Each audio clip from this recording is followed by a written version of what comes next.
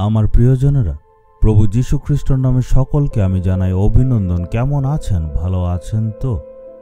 কেন মনে দুঃখ নিয়ে আছেন?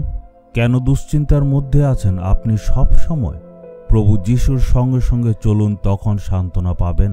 প্রত্যেক দিন ভোর সকালে উঠে প্রভুর চরণে এসে প্রার্থনা করুন আর প্রভুর বাক্যকে মন থেকে অধ্যয়ন করুন। তারপরে এই ওয়াক উইথ জিসাস প্রোগ্রামটা দেখুন।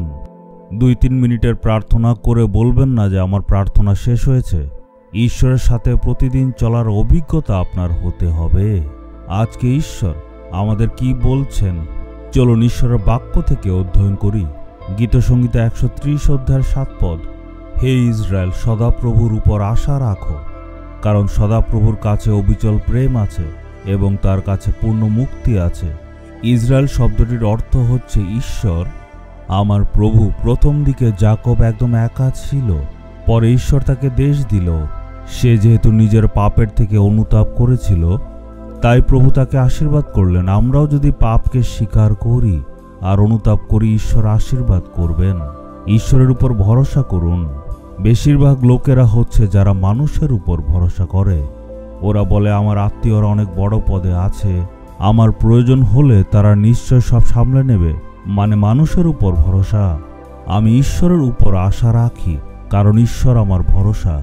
আমরা যদি সদাপ্রভু ঈশ্বরের উপর ভরসা করি, ঈশ্বর কখনো আপনাকে লজ্জিত হতে দেবেন না, সাহায্য করবেন। এইখানে বাক্যে আমরা কি দেখলাম? সদাপ্রভু ঈশ্বরের কাছে অবিচল প্রেম আছে। অবিচল প্রেম মানে দয়া। ঈশ্বর দয়া করে আমাদেরকে রক্ষা করেন। আজকে আপনার যদি উদ্ধারের প্রয়োজন, আপনি ঈশ্বরের কাছে আসুন। এসে বলুন, হে পিতা ঈশ্বর, আমি আপনার উপর সম্পূর্ণ ভরসা করি। ঈশ্বরকে বলুন, আমি এদিক ওদিক প্রভু বিশ্বাস করি না, আকাশ আর পৃথিবীর সৃষ্টিকর্তা আপনাকে আমি সম্পূর্ণ বিশ্বাস করি। আপনি আমার সুরক্ষা আর আমার উদ্ধার। আমি আপনার উপর বিশ্বাস করি।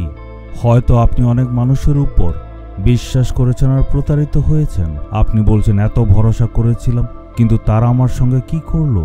আমার দরকারের সময় তারা সাহায্য করলো না। মানুষ তো এমনই থাকবে। ঈশ্বরের উপর ভরসা রাখুন, উনি সাহায্য করবেন। প্রভুর উপর সম্পূর্ণ বিশ্বাস রেখে বলুন, একমাত্র প্রভুই আমার ভরসা।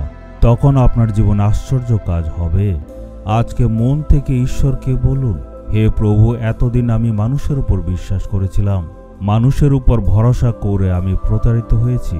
আমায় ক্ষমা করুন, কারণ এখন থেকে আমার আশা আপনি।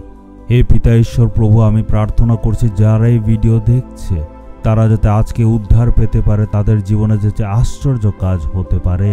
আপনি তাদের ভরসা, আপনি তাদের আশীর্বাদ দিন, প্রভু যিশুর নামে। Amen, amen.